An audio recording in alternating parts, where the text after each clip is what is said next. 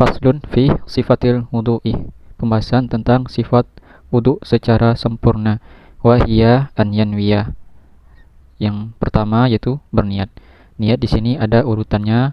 Yang paling tinggi yaitu meniatkan untuk mengangkat hadas kecil karena wudu. Lalu di bawahnya berniat untuk melaksanakan ibadah-ibadah yang wajib seperti wudu untuk sholat fardu, wudu untuk tawaf, wudu untuk memegang mushaf. Lalu selanjutnya niat yang lebih rendah yaitu niat untuk perkara-perkara yang disunahkan untuk berwudu, semisal membaca Al-Quran atau duduk di masjid. Thumma yusammi, kemudian membaca bismillah. Untuk membaca bismillah cukup mengucapkan bismillah, tidak diganti dengan nama Allah yang lain, semisal bismillahirrahman atau bismil azim, atau ditambahkan dengan ar-rahmanirrahim. Wa yaksilu kaffaihi, kemudian mencuci pergelangan tangannya dari ujung jari sampai pergelangan tangan keduanya. Di sini ada yang sunnah, yaitu jikalau tidak bangun dari tidur. Adapun habis dari bangun tidur malam yang membatalkan wudu, maka mencuci tangan, pergelangan tangan ini hukumnya wajib, bukan sunnah. Thumma yatamat madu wa yastanshiku, kemudian dia berkumur-kumur dan istinsyak, yaitu memasukkan air ke hidung. Berkumur-kumur dan istinsyak ini menggunakan waw ataf, sehingga harus dilaksanakan kedua-duanya sekaligus, tidak dipisahkan. Untuk caranya boleh menggunakan 1 kali cidukan dengan 3 kali pengulangan, atau dengan 3 kali cidukan, setiap cidukan dihitung 1 kali. Lalu menghembuskan air itu istinthar, ini menggunakan tangan kiri. Adapun berkumur-kumur dan memasukkan air ke hidung menggunakan tangan kanan. Thumma yaghsilu wajahahu, kemudian dia mencuci wajahnya. Wajah yaitu dimulai dari atas tempat tumbuh rambut sampai ke dagu, lalu dari cuping telinga kanan sampai telinga kiri. Semuanya ini harus dicuci. Untuk mencuci disyaratkan harus ada air yang menetes. Jikalau tidak menetes, maka dia turun, namanya menjadi mengusap. Yang di sini diperintahkan mencuci, bukan mengusap, yang mana nanti akan dilaksanakan ketika mengusap kepala. Lalu dikatakan di sini min manabiti sya'ri ra'si al-mu'tad, dari tempat tumbuh rambut yang normal. Normalnya tumbuh rambut yaitu di akhir kening.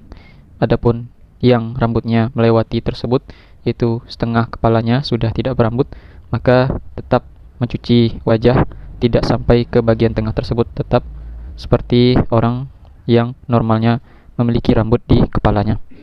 Wala yujzi'u ghuslu zahiri sya'ril lihyah illa alla yasifal basyarah.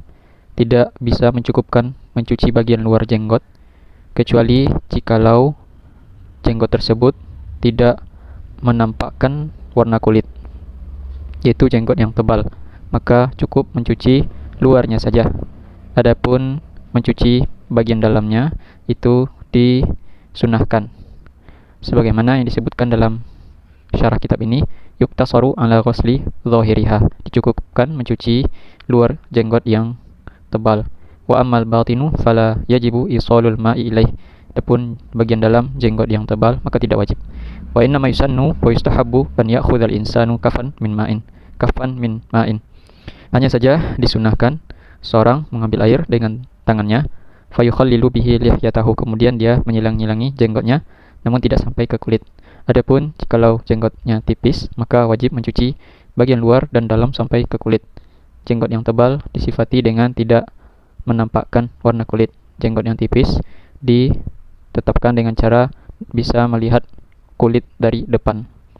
Thumma yaghsilu yadayhi ma'a mirfaqaihi, kemudian mencuci kedua tangannya sampai siku.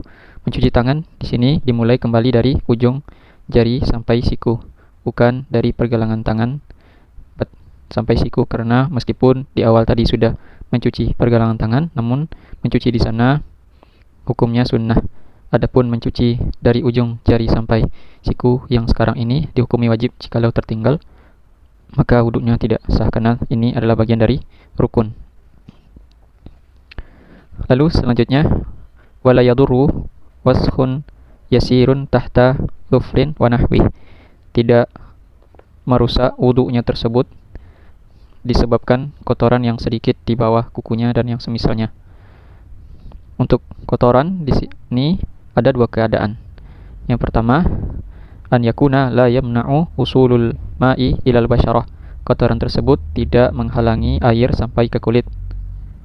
Wa hadza la yadurru mutlaqan, dan ini tidak merusak wudu. Yang kedua, wa huwa ma yamna'u usulul ma'i ilal basyarah, yaitu menghalangi air sampai ke kulit. Nah, yang menghalangi air sampai ke kulit ini dimaafkan dengan dua syarat.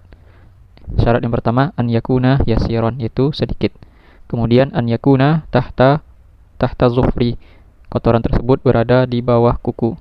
Maka ini adalah kotoran yang menghalangi air sampai ke kulit, namun dimaafkan karena di bawah kuku dan sedikit. Adapun jika banyak, maka harus dihilangkan sampai tidak sehingga tidak menghalangi air sampai ke kulit. Thumma yamsahu jami'a zahiri ra'sihi min haddil wajhi ila ma yusamma qafa.